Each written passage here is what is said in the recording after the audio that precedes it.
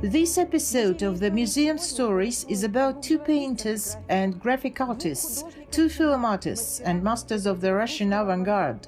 The theme of the program is a teacher and his disciple, Pavel Zalzman and Alexander Rorokin.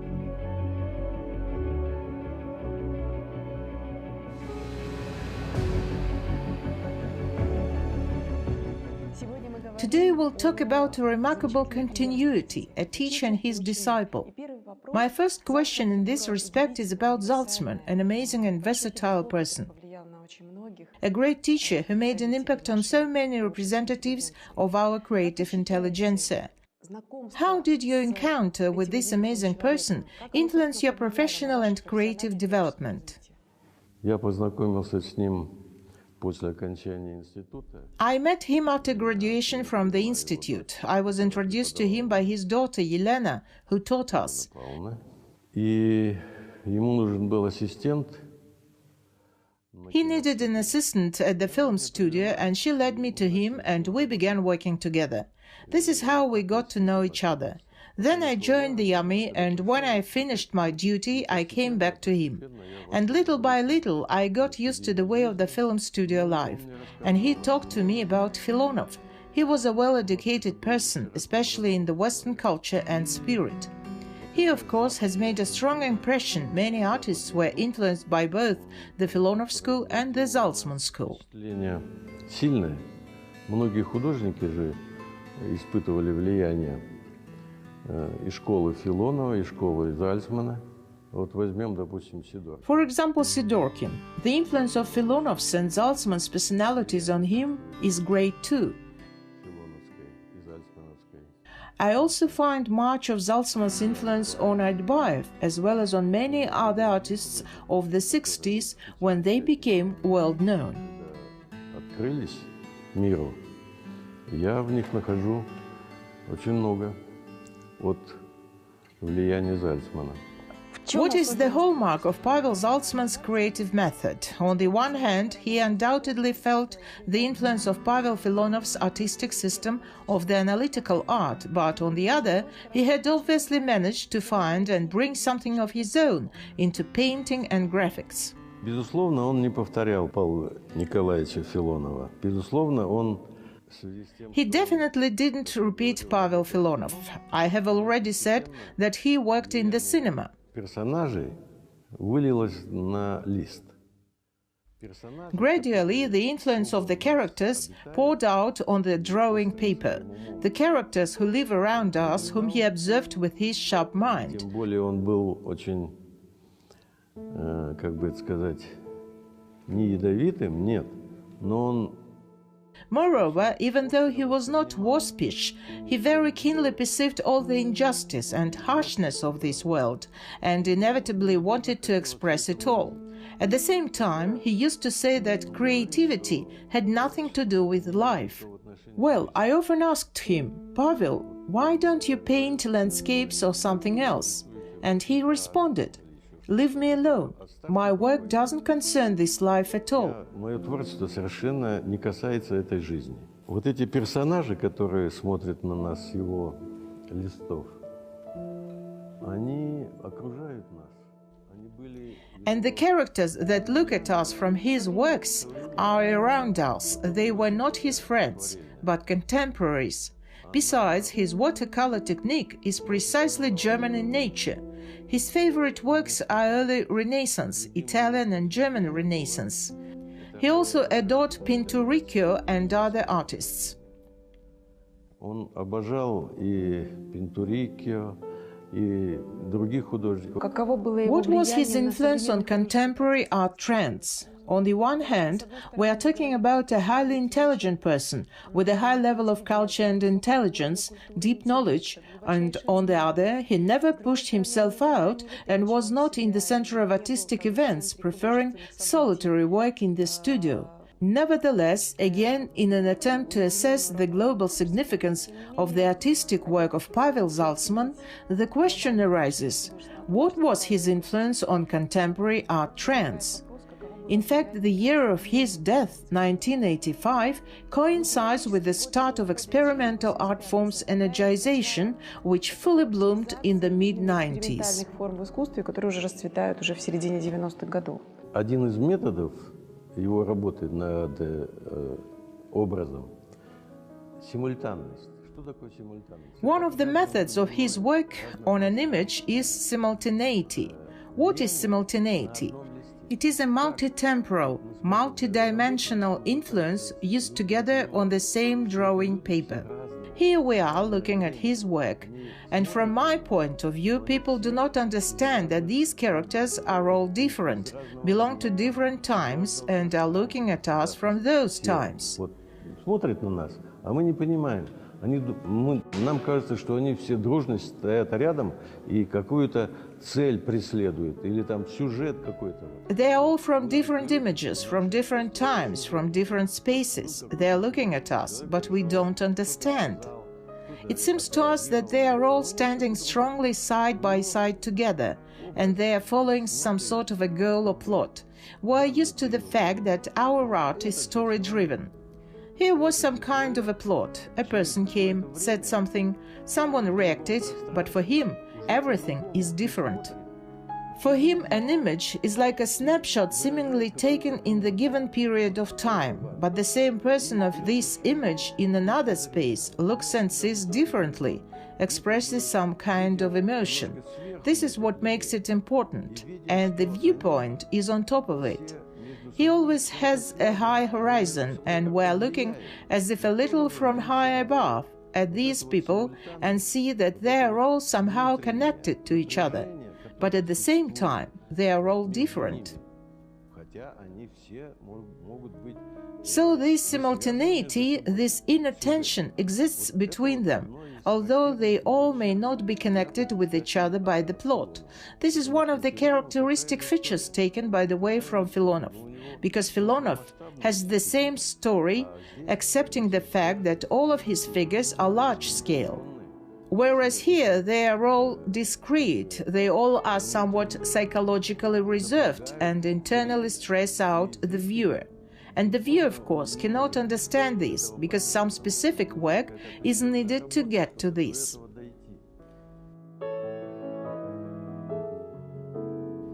Depending on the choice of the technique, whether it is a watercolor or pen and ink art, the hallmark of Pavel Zalzman's artistic method is a uniquely Filonov's analytical system, action painting, where each stroke is likened to an atom making up the whole universe, and thus a whole series of amazing architectural landscape spaces is born. This is his series of abundant cities, where, by the way, thanks to the inverted perspective technique, the effect of some special dramatic action is created. Tell us about your feelings about these architectural landscapes of Zalzman. In general, we have been talking about him overly seriously. It seems to me that he was a very cheerful person with a sense of humor. Therefore, these landscapes of his, they're like labor of love. Do you understand what I mean? It's a lot of fun doing such things. But in my opinion, they are so dramatic. They are dramatic because at the time he was doing this work, he was also writing his famous work Central Asia in the Middle Ages. Do you understand what kind of thing it is? Having read it, I began to look at these landscapes in a different way, because that was the real environment that had always been in the East, except that there are no people. People, this is a temporary phenomenon. They are born, they die and live. But all this stays. So the artist extremely likes to create these landscapes, and he did it without an effort. I can see with what pleasure he invented these bricks, these windows, arches.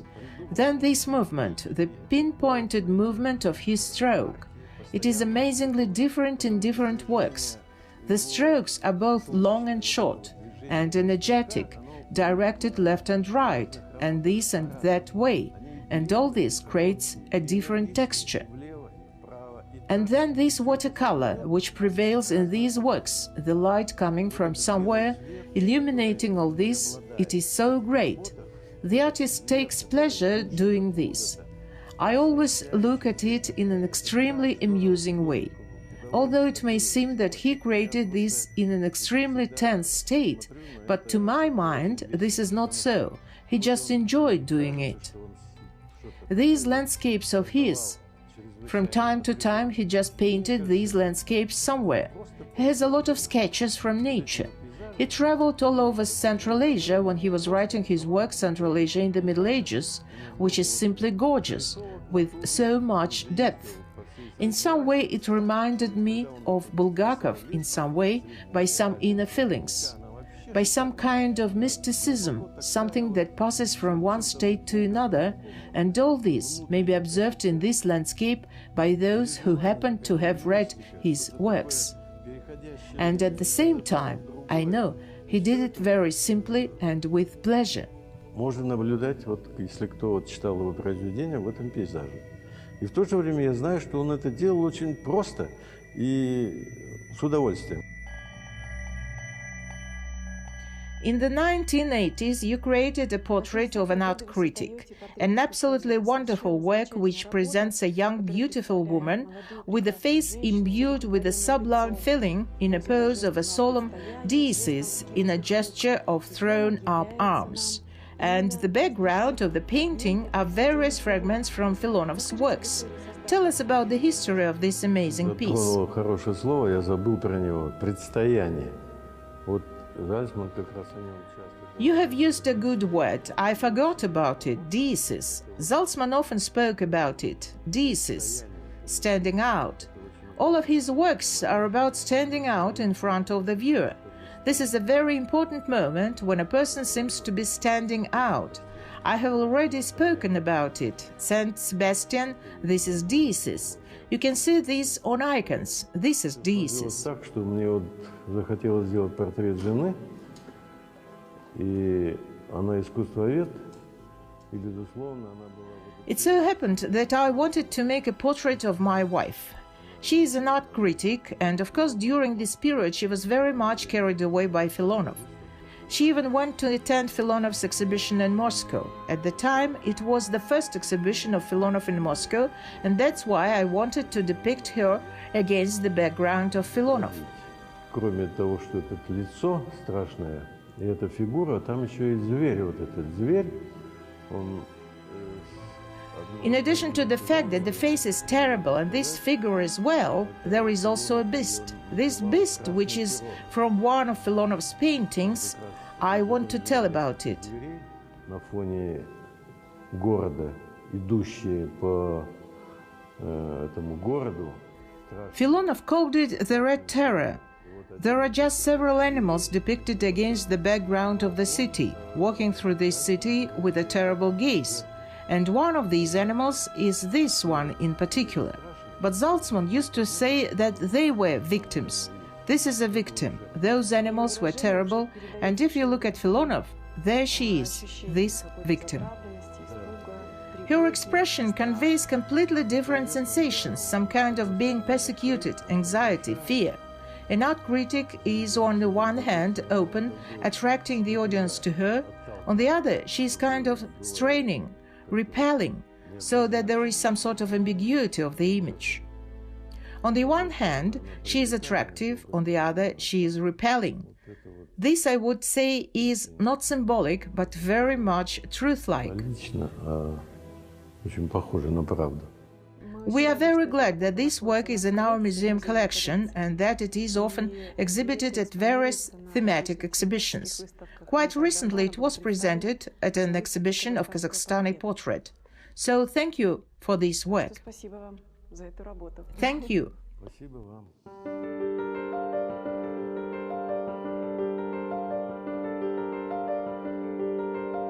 The most striking thing is that Pavel Zalzman had only a secondary education, finishing a 10-year school.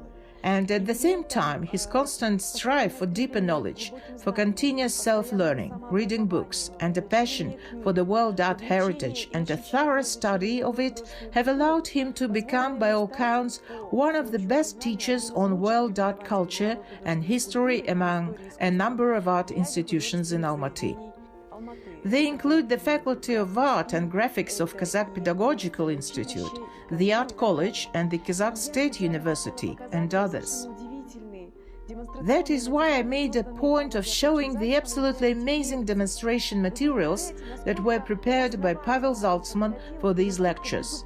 Can you imagine how thoroughly he had approached to and how flawlessly he had prepared the visual material in order to make his lectures more complete, more fulfilling and fascinating, thus revealing the entire history of world art culture from ancient times to the present day, referring to both the history of architecture and the history of applied art, as well as examining examples of ancient art. And all this material, these personally handmade objects by Pavel Zalzman, along with the thoroughness and perfection with which they were executed, once again confirm that he is not just a talented artist, but of course a very talented teacher.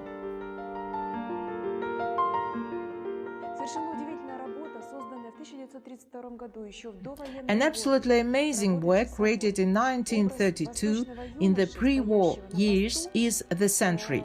The image of an oriental young god attracts attention also by that amazing and characteristic manner of Zalzman's execution, by that strange and characteristic recognizable property of the relationship between the figure and the surrounding space and surrounding background.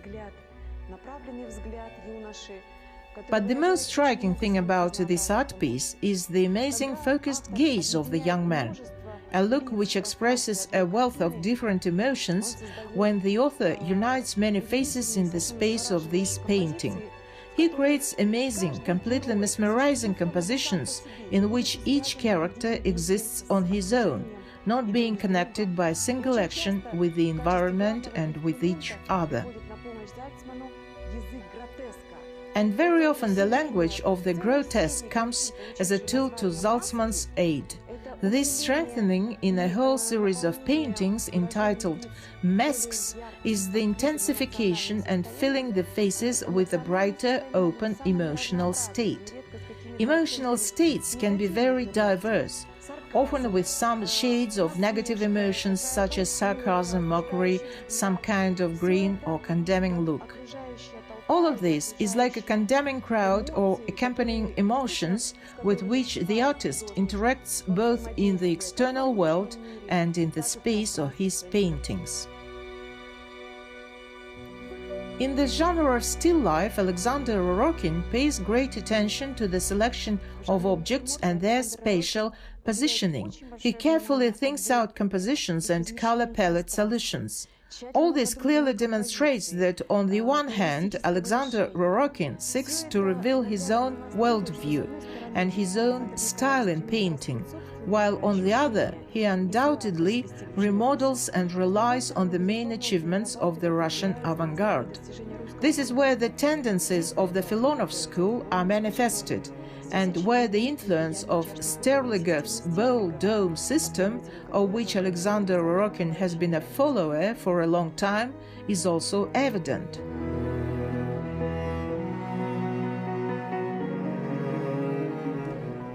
One of the most interesting experimental works of Alexander Rorokin, painted in 1994, was titled Dualism.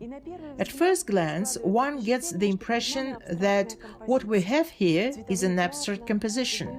The color spots create a strange associative feeling. But as soon as we get a clue to this riddle, we immediately understand why this work is called dualism and what it actually depicts, because the artist is showing here the onlookers standing in front of Rublov's The Trinity icon.